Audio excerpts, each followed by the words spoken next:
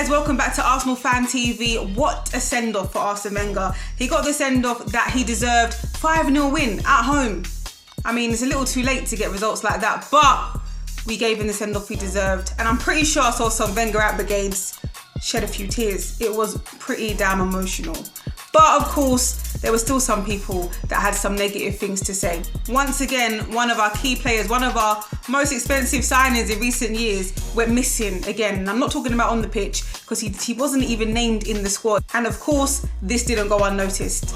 Let me get into the comments and see what you lot are saying. Refo Records says, honestly, I don't get why so many people rate Ozil so highly. For me, he's not a game-changing player, at least not consistently. I would go for someone else, but yeah, whatever. FM Mojito 23 says, if Ozil leaves, I will not be that bothered. No player is bigger than the other and he disappears in big matches. I mean, there's been a few times this season where Ozil has literally, as DT said, pulled a sickie. He's either had an illness or there's been something wrong with him, and then we go on his social media and he's in Turkey with his girlfriend. I don't know what's going on, but Unknown here seems to have the answer. He says Ozil had an agreement with the club. With what it being a World Cup year, he can miss games if he feels like it will lead to an injury. So he can turn up to whatever games he wants. Big incentive that made him sign. This is unheard of. I've never heard of a professional football player being allowed to take days off whenever he wants if he feels like it could lead to an injury. Am I the only one here? This is a bit insane.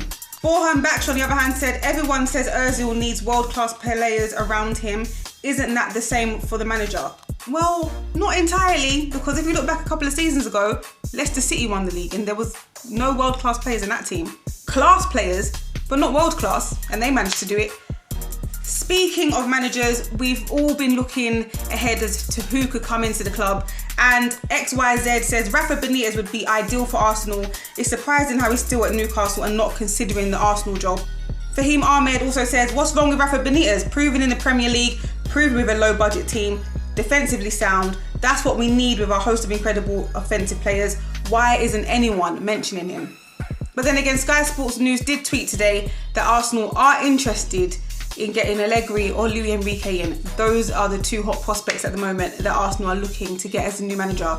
And those would be the names that have been resurfacing since the news was announced that Wenger was leaving. What are your thoughts on that? Rafa, Enrique, Allegri, who do you want? Mr. Potato Head is sending shots at Claude. He says, I love Claude, but even he is deluded. He just thinks Arsenal can pick any manager they want like they're at a buffet. He's only making a suggestion. You've asked him who he wants. He's thrown some names out there. Doesn't mean we're going to get them. Spurs 90 said, all you Arsenal fans, all the Arsenal fans that have turned against the Godfather Claude, we at Spurs are looking to bring him in during the summer. We'll offer expressions in exchange. Expressions, I love you and all that, yeah, but we don't need ya. We've got troops, we've got Claude, we don't need ya. Sorry, keep him. We don't want any association with Tottenham Hotspur.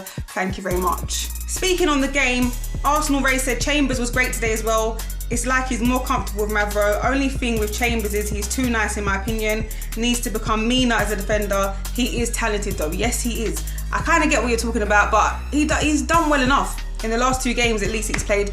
Him and Mavropanos, quality. Rio L says Mavropanos and Chambers are like what Koscielny and Mustafi should have been. Ah, okay. Bring in the new boys. I feel that. No, yeah, because together they've played sublime. Bullet 285 said Thierry should be given a chance to manage Arsenal. Now, I'm not going to get into the whole whether he's experienced enough because we've all discussed that. My point is, I know he's contracted to Sky Sports, but he wasn't even there at Arsene Wenger's last home game. And that to me screams volumes. I mean, if Mesut Ozil, a playmaker, can call in and do sickies and he's on 350k a week, then I'm pretty sure Sky Sports contracted news pundit could get a day off and come down and support the man that I guess made him.